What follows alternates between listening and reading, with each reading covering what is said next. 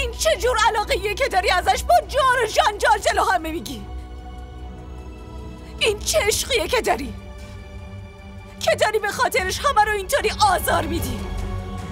این حس تو عشق نیست، چون عشق واقعی خودخواهی نمیاره، بی‌حیایی نمیاره، بی‌شرمی نمیاره.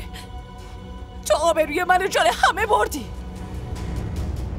آدمایی که همیشه بهم لبخند میزدن الان به خاطر تو دارن بهم بد و بیرا میگن. بسه دیگه، بسه.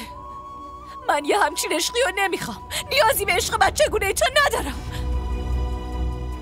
دیگه. نه دلم برات میسوزه، نه هم دردتم، نه دوستت دارم. فهمیدی چی گفتم یا نه؟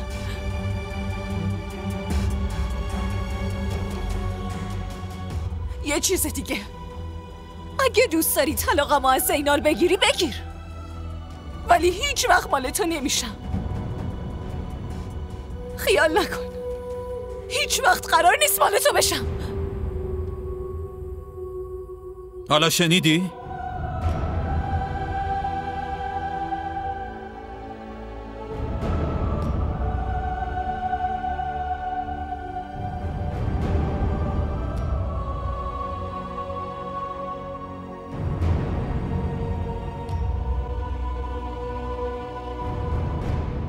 कोई